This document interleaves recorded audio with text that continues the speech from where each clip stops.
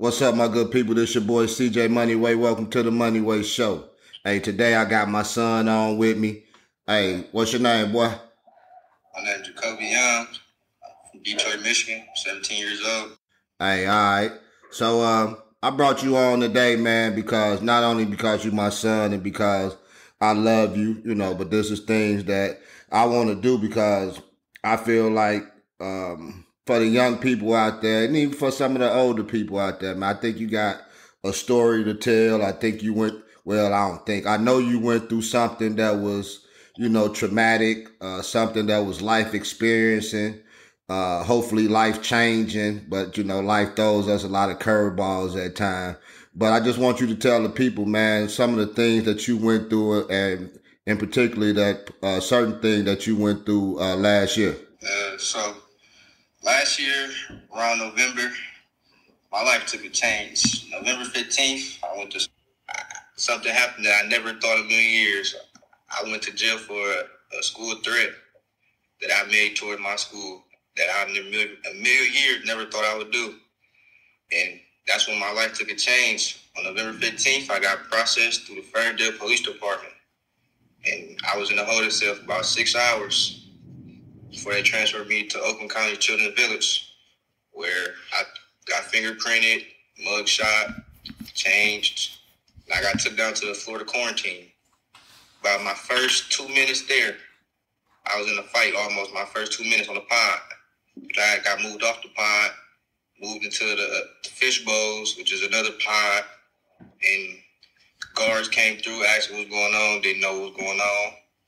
And I got moved to a different floor where I quarantined for 6 days. Quarantine probably was the worst time of my life, being in the cell 24 hours a day, just you on the wall, nothing else. No pencils, no books, nothing, just you on the walls all day in a bright light.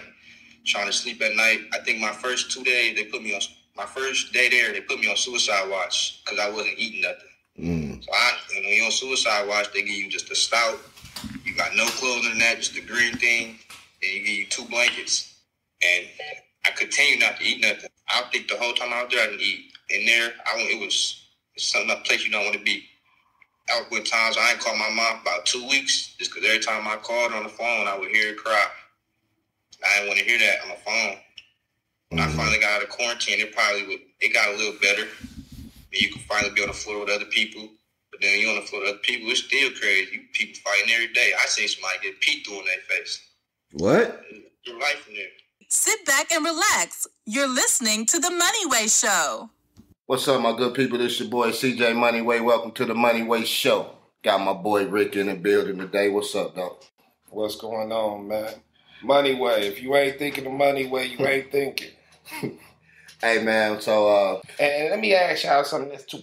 Hey, how y'all let that boy 12 years old still on that pacifier? Because I heard that. He got to run over the granny crib. That boy had a pacifier, man. Yeah, y'all for real? 12 years old, y'all for real? Well, maybe that's why. So, what's up with your man Puffy, man? Puffy having a bad year this year, man. Hey, Puffy, we all having a bad year. We done lost Bill Cosby.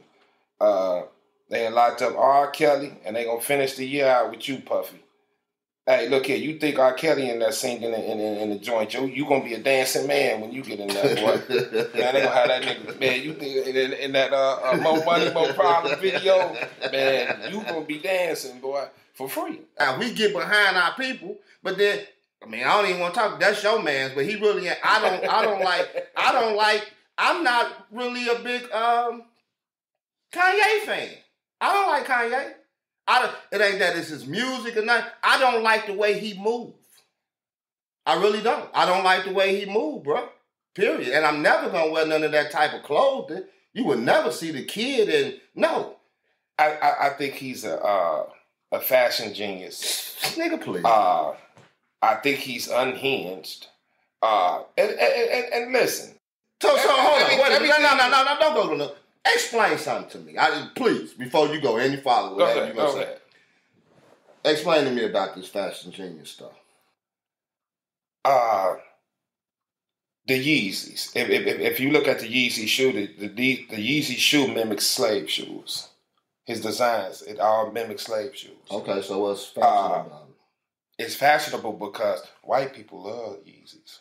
Okay. It didn't get into the black community until we seen how much he started charging. You know, we love it. It could be ugly. If it's expensive and him over there can't afford it, I want to wear it. Okay, so just think about what you just said before you even went to that. You said that it mimics what? Slave shoes. Okay, then. So who liked them?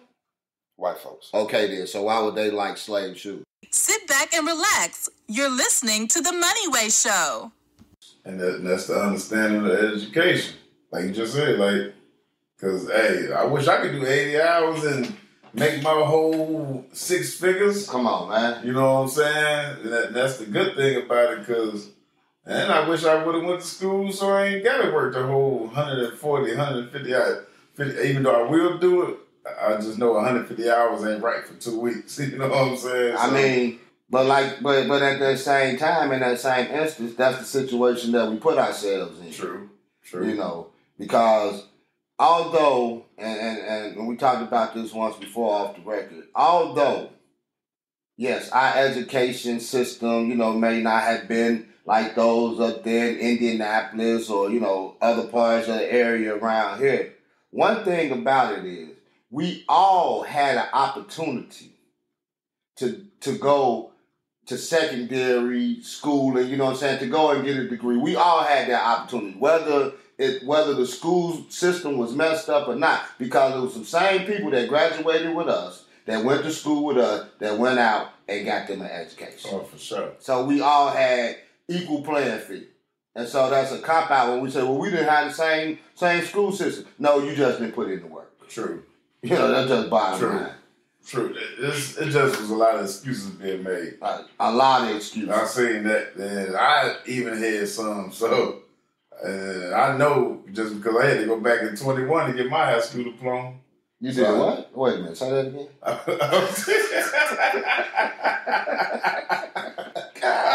I had to go back in 2021.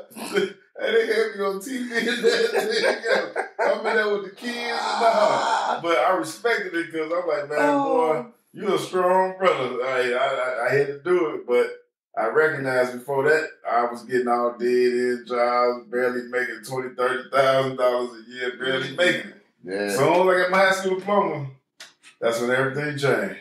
All right, let's get back to that though. You say. Let's not forget that part. Yeah, let's not forget that. Let's not skip over this part.